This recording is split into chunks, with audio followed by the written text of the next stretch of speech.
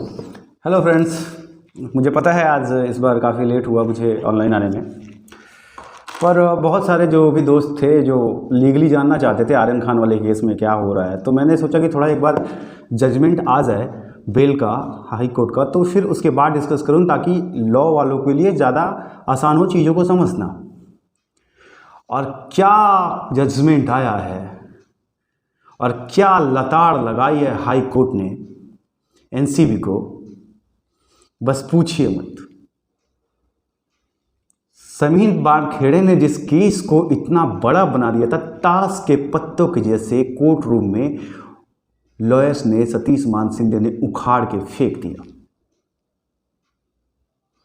मैंने कई बार आपको कहा है कि कई बार ऐसे डिसीजंस में सेशंस कोर्ट बहुत ज़्यादा रिस्क नहीं लेते हैं और थोड़ा सा कैलकुलेटिव और जमानत देने से बचते हैं, पर हाई कोर्ट को किसी का डर नहीं है।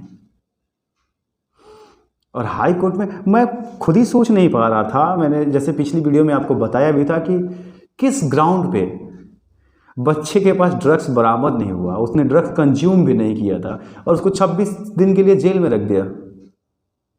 ये केस किस ग्राउंड पे और सेशन कोर्ट ने किस ग्राउंड पे बेल डिनाइड किया था, ये भी समझने की बात है। तो 14 पन्नों का जजमेंट बेल का आ चुका है high court, Bombay high court का, और उसमें सेक्शन 349 के हिसाब से जो बेल के लिए किया गया था उसको रोकने के लिए एनसीबी ने क्या क्या चार्ज नहीं लगा दिया था। Section 8C, 20B, 27, 28, 29, 29B to stop bell, बस कैसे भी बेल ना मिले। पर हाई कोर्ट ने कहा कि ये सारे सेक्शंस माने कैसे, आर्यन के पास कोई ड्रग्स की पोजीशन हुई है? एनसीबी का जवाब था कि नहीं। क्या आपने मेडिकल टेस्ट कराया? जवाब था नहीं। फिर किस ग्राउंड पे? इन्होंने कहा पैरा 8 में कि सर व्हाट्सएप चैट। कहा व्हाट्सएप चैट में कुछ भी ऐसा नहीं है जिससे ये साबित हो कि इन्होंने ड्रग्स लिया। और इतनी, और अगर आपके हिसाब से अरबाज और मुनमुन को भी ले लिया जाए, हाई कोर्ट ने कहा कि अरबाज और मुनमुन की भी पोजीशन अगर 6 ग्राम और 4 ग्राम को जोड़ दिया जाए, 4 ग्राम को भी जोड़ा जाए, तो ये भी इतनी क्वांटिटी नहीं है कि जिसको आप गैर जमानती अपराध में रख दें। तो एनसीबी ने कहा देखिए क्या कमाल है कि इन दोनों का अलग अलग करने से नहीं हो रहा है, लेकिन अगर इनको ज्वाइंट कर दें तो इनके पास पोजीशन हो रही है। हाई कोर्ट ने उनसे पूछा कि ठीक है, फिर क्या आपके पास कोई ऐसा एग्रीमेंट है, कोई ऐसा डॉक्यूमेंट है इन लोगों का, जो इन लोगों के बीच में एग्रीमेंट हुआ हो कि हम एक साथ रहेंगे, एक साथ कंज्यूम करेंगे, एक साथ रखेंगे? इनके पास कोई ऐसी एग्रीमेंट नहीं थी। एनडीपीएस सेक्शन 37 को लगाने के लिए जो होना चाहिए था उतनी तो क्वांटिटी ही नहीं थी, फिर भी बेल नहीं दी गई।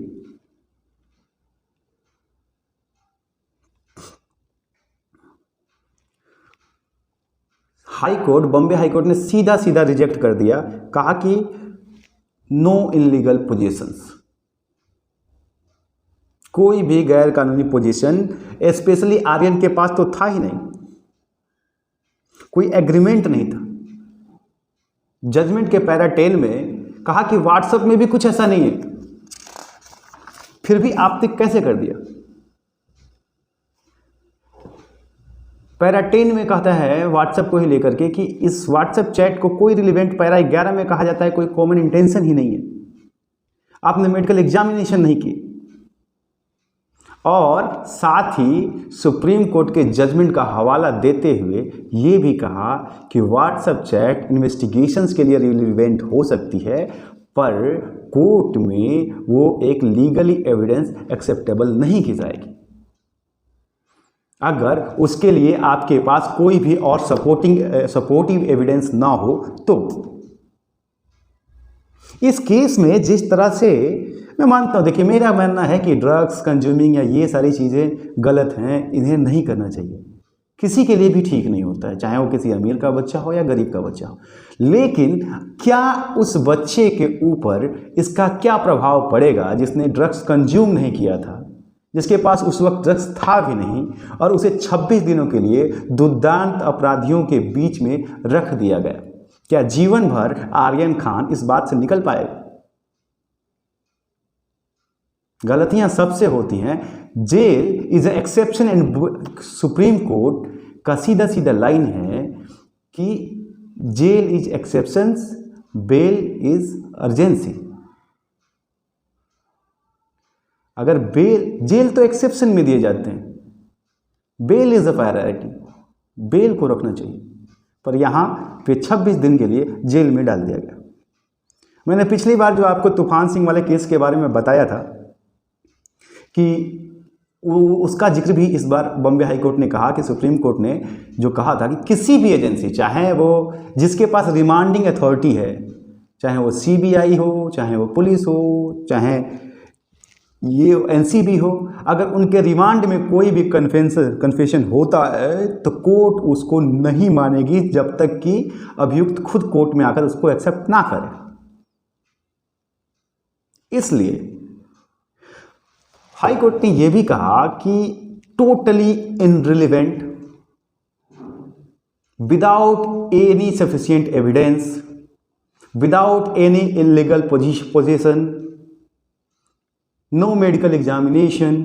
आप लोगों ने किया क्या है? समीर वानखेड़े का, मैं आपको बता रहा हूं कि समीर वानखेड़े का, चाहे वो सही है या गलत है, लेकिन बहुत ही बुरे दिन से गुजरने का वक्त आ गया होगा उनका, क्योंकि एक तरफ तो उनकी बदकिस्मती है कि वो महाराष्ट्र में पोस्टेड है, और महाराष्ट्र में देखिए, एक चीज़ बताऊं दोस्तों कि सरकार से ज़्यादा पावरफुल ना कोई नहीं होता। राज्य सरकार, केंद्र सरकार, कहने के लिए केंद्र सरकार पावरफुल होती है राज्य सरकार से, पर राज्यों के पास भी अपने कुछ अधिकार होते हैं। हर राज्य की पुलिस उस राज्य के अधीन होती है, और पुलिस एक्ट में पुलिस को भी कुछ पावर्स होते हैं। तो अब राज्य सरकार, आप देखना ये बड़ा इंटरेस्टिंग होगा कि राज्य सरकार से पंगा लेकर सेंट्रल की तरफ से, क्योंकि सेंट्रल ऑफिसर है समीर वानखेड़े, तो सेंट्रल के कहने पे या खुद से उन्हें लगा होगा कि राज्य क्या ही बिगाड़ लेगा। लेकिन अगर सेंट्रल उनको वापस डिपुटेशन पे दिल्ली या किसी और राज्य में नहीं भेजता है, और अगर वो मुंबई में ही रह जाते हैं, तो समीर वानखेड़े के लिए प्रॉब्लम्स आएंगी। ये मैं आज आपको बता रहा हूँ, आने वाले दिनों में ये बात साबित होगी। तो जिस तरीके से आर्यन खान के ऊपर इतना सब कुछ किया गया, मीडिया ने भी पूरा एक ट्रायल करके रख दिया, रिजल्ट क्या हुआ? इसलिए मैं आपको कहता हूं कि लीगली चीजों को, हर चीज को ना लीगल दायरे से देखिए। हाई कोर्ट ने बिल्कुल, और इसके बाद अब बेल के बाद ना मुझे नहीं लगता कि इसमें किसी भी तरह से ना चार्ज होने वाले हैं और सजा मिलने वाली है, क्योंकि यही सारा ध्वस्त होता है। इसलिए दोस्तों, कभी भी टीवी पर, न्यूज़ चैनल पे देख करके अपना एक परसेप्शन नहीं खड़ा कर देना चाहिए। जब मैं बोल रहा था आर्यन खान के बारे में, तो लोग कह रहे थे कि तुम एंटी बीजेपी हो, एंटी हिंदी हो, ये है वो है। अरे यार, हम एक लॉ के स्टूडेंट हैं, I am advocate of the high court, तो मैं वही बात करूंगा ना आपसे जो लॉ के लिए रिलेवेंट होगा, अकॉर्डिंग टू लॉ होगा। और यही बातें मैं आपको समझाने की कोशिश कर रहा था। वही तूफान सिंह का जजमेंट, आप मेरी पिछली वीडियो को उठा के देखिएगा, मैं आपको लिंक दूंगा। वही तूफान सिंह का जजमेंट बॉम्बे हाई कोर्ट ने कोट किया है कि नहीं हो सकता है, अगर कोई एक्सेप्ट कर भी ले, confession is not admissible in the high court, in the court room. अगर आपने अपने कस्टडी में लिया है तो custodial confession is not accepted and relevant. तो कुल मिला जुला करके एक बहुत तगड़ा, बहुत ही करारा तमाचा इस एजेंसी को न्यायालय से लगी है, और न्यायालय ने एक आईना दिखाने की कोशिश की है। अब देखते हैं कि इससे एनसीबी को क्या फ़र्क पड़ता है, कितनी सुधार आती है और आगे क्या चलता है। इसके साथ ही मैं एक और चीज़ कहूँ आपसे कि वो अडानी पोर्ट वाला 3000 टन या जो भी था 3000 करोड़ का माल, उसके बारे में क्या हुआ एक्चुअल में, एज अ लॉयर भी मैंने पता करने की, एज अ एडवोकेट मैंने पता करने की कोशिश की, फिर भी मुझे पता नहीं चला। नो सोर्स आज रिफील्ड। और इस 5 ग्राम 4 ग्राम में इतना सब कुछ हो गया, 24 घंटे का मीडिया ट्रायल। तो दोस्तों, अब आगे मैं बता रहा हूँ कि आगे जैसे हियरिंग जाएगी, निर्दोष साबित हो जाएंगे आर्यन खान और बेइज्जत बरी भी हो जाएंगे। पर एक बात सोचिए कि क्या वो आर्यन खान के पिता जो थे, उनके पास इतना पैसा था कि उन्होंने मान संजय सर को हायर कर लिया? अगर यही चीज़ किसी और के साथ होता, किसी गरीब के साथ होता, तो उसका तो सारा जिंदगी जेल में कट जाता। वो हाई कोर्ट का तो मुंह ही देखने के लायक नहीं था। तो हमारी न्याय व्यवस्था को काफ़ी हद तक इससे सतर्क रहने की ज़रूरत है। और साथ ही मैं आपको कहूँ कि अगर आप में से भी कोई भी किसी ऐसे को जानता हो जो बहुत गरीब है और लीगली उसको हेल्प की ज़रूरत है और कोई उसकी हेल्प नहीं कर रहा है, तो आप उसे मुझसे कांटेक्ट करने के लिए बोल सकते हैं। हमारी टीम ऑल ओवर इंडिया में फ्री लीगल एड देती है, लेकिन सिर्फ उन लोगों को जो जेन्युइनली अपनी फ़ी नहीं दे पाते हैं, क्योंकि हमारा मानना ये है कि न्याय पे सबका अधिकार है, चाहे वो गरीब हो चाहे वो अमीर हो। तो इस मुहिम में आप हमारी मदद कर सकते हैं। अगर आपको लगे कि कोई ऐसा है जिसको लीगल एड की ज़रूरत है, तो आप उसे सूचित कर सकते हैं, हमारी संस्था के बारे में बता सकते हैं। हम पूरी कोशिश करेंगे कि उसे निःशुल्क न्याय दिला पाएँ। धन्यवाद, नमस्कार।